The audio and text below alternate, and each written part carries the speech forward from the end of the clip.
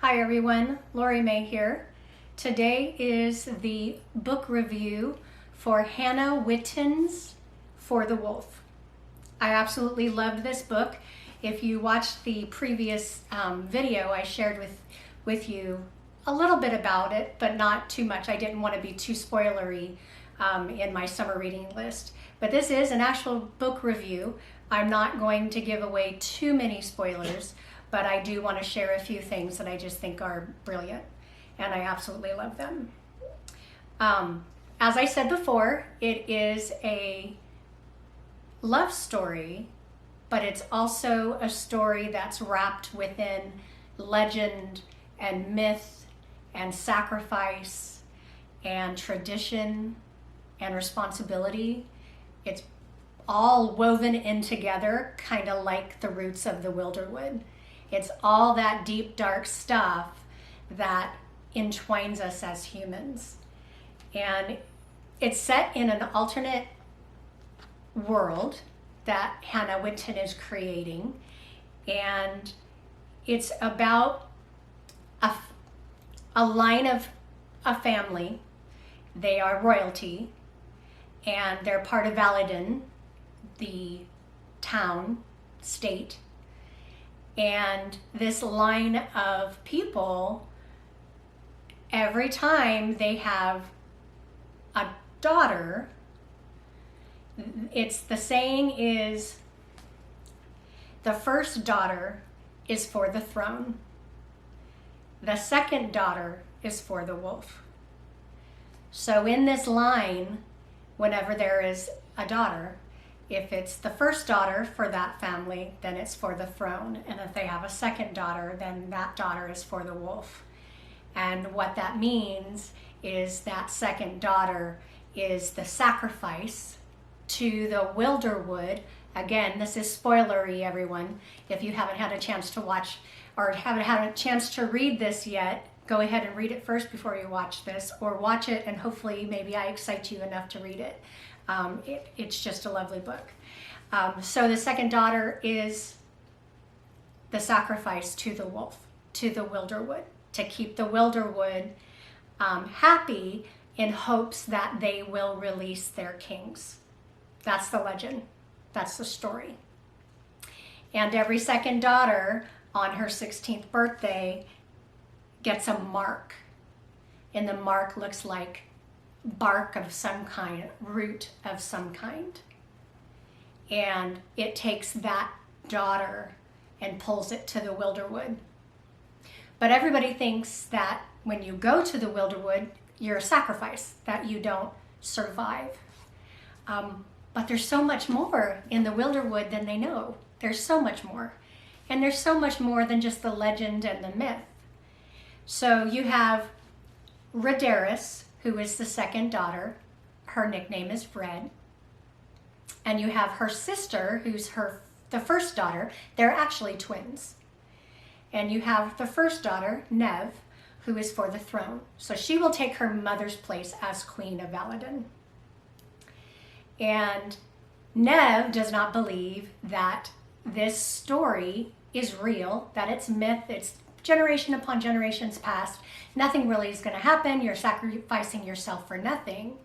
Now this world of Whitten is created, this world that they're in has magic naturally.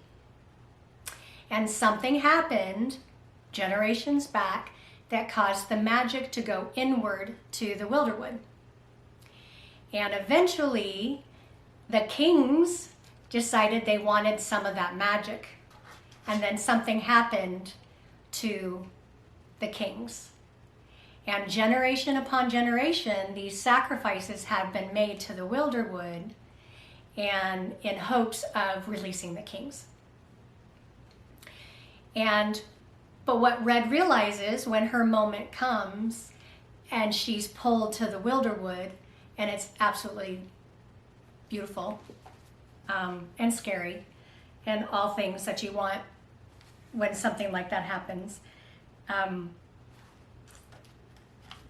wanted to read just a bit about what happens as Rhaedaris gets to the Wilderwood. In an instant, soil covered her arms to the wrist, her fingers dropping deep to tangle in thready roots. They brushed against her hands like sentient things, searchingly prodding at her knuckles, the creases of her palms, a sharp prick at her nail bed, the slithering feeling of a root trying to work its way into her skin. Roots of time, roots of generations past, roots of sacrifice, of tradition, of burden, of responsibility. All of those things come to your mind, my mind, when I read that. She's sacrificing herself for a reason. She has her own heartfelt reason. She has her own heartfelt reason. She doesn't want to go and be around anybody anymore because being a second daughter created this magic inside of her, and she thinks it's deadly. And it might not be. It might not be. It might not be. But she thinks it is at this moment. So she's sacrificing herself, one, for the sacrifice, because that's her duty, and two, sacrificing herself because she doesn't want to hurt anybody. And this is, the Wilderwood will be the safest place for her to be. So she thinks. And then she goes on, her teeth cracked together. Red forced her magic down as the Wilderwood tried to grapple with her, to try to grab her. Red forced her magic down, swallowing that dirt taste, pressing until she thought she might collapse from the effort of folding a part of herself up and hiding it away. Sweat stood out on her brow when her magic was finally contained, coiled back into the places she made for it. Her wrist burned green with power she wouldn't let loose. So it's exciting. The magic, what is this magic, and why, one, why is she so afraid of it? And two, what's going to happen with the magic inside of her when she meets the wolf, right? Now, who's the wolf? The wolf is the protector of the Wilderwood. So the second daughter is for the wolf. And the wolves are for the Wilderwood. And when she meets the wolf, his name is Eamon, she thought it was someone else, and she realizes there's a whole story there, and that Eamon, is he really a wolf? What is he? Who is he? And she realizes he's much more than the legend and the myth, and that he's actually a man. And when they meet, it's absolutely beautiful. And people think of it as reminiscent of Beauty and the Beast. It does happen in a library, in the woods, in the Wilderwood. And it's just lovely. And that's what's deep and true about this story, is the love story. It's kind of like when they first meet, the foundation is there, and then layer upon layer, they just start getting to know each other. And Hannah Whitten writes it in such a beautiful way that you can see those layers. You can see those roots being created. And it's beautiful. And it's beautiful, and I don't want to give a lot away of that. But it weaves itself through the whole entire story. And Red has a lot of questions. She has a lot of questions. The wolf is actually a man, so is the Wilderwood really protecting them from the monsters in the Shadowlands? What's happening with that? Who are these other people? Who are these other people there? And what happened to the kings? Just all very intriguing. And it's only book one. It's only book one. And Red realizes something about the magic. And it's beautiful when she does. Also, one of my favorite passages is about, she has on, when she goes to the Wilderwood, her sacrificial outfit.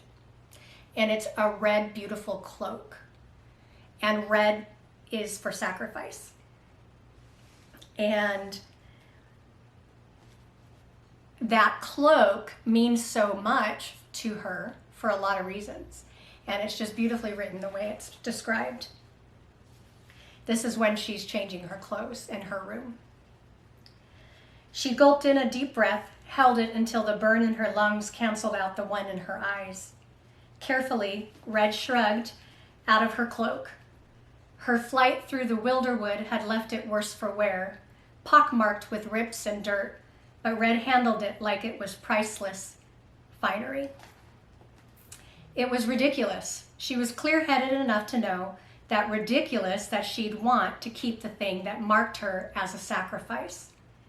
But the memory it carried was the one of Nev, her sister, helping her get dressed, smoothing out the wrinkles as she's done so many times before. Other than Red's, her hands had been the last to touch the scarlet fabric. There were other fiercer reasons too, reasons that came from that same deep place that was fairly pleased with the cruel coincidence of her childhood name. The part of her that would smile as she grabbed a bladed legacy and felt it make her bleed. Red held the cloak in her hands for a moment, working the weave of it between her fingers. Then, with the same care she used to take it off, she folded it so the worst of the rips didn't show and placed it in the wardrobe. That was her last gift from her family, from her life in Valadin, and it held so many pieces of her, really, things that molded to her who she was, what the sacrifice meant, what being a second daughter means.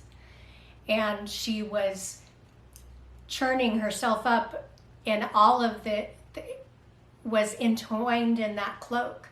And that was her last piece of her homeland, really. And it also reminded her of what her sacrifice was for, not just for herself, but for her state, her country. So this is a beautiful, beautiful story, and it weaves through the tale of the relationship between Red and Eamon.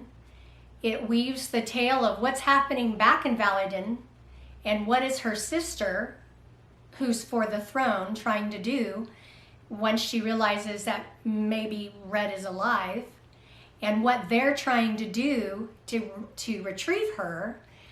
And all the while, Red is living this life in this story entwined with magic and deep secrets and stories from generations to generations that have turned into legend and really may be different than what they thought. And maybe those monsters in the Shadowlands that the Wilderwood is protecting them from is so much more than they think. And it weaves its way through the wood, it weaves its way through the love story, through the fight for the Wilderwood to fight against the Shadowlands, and the Valadin coming into play. Sorry, my dog is scratching on my door. But it's just a beautiful, rooted, deep story with all its roots and twining together into this lovely story, and comes to a fruition in the end of book 1. And I cannot wait for the second book. I can't wait. Something about the kings, something about the kings, something about the priestesses. Super good. I can't wait. But anyway, I hope you pick up Hannah Whitten's For the Wolf. You won't be sorry. It's a beautiful story. And I hope this review helped you in some way in deciding to do that. If you have any comments, please leave them in the comments section, and I'll see you soon. Bye.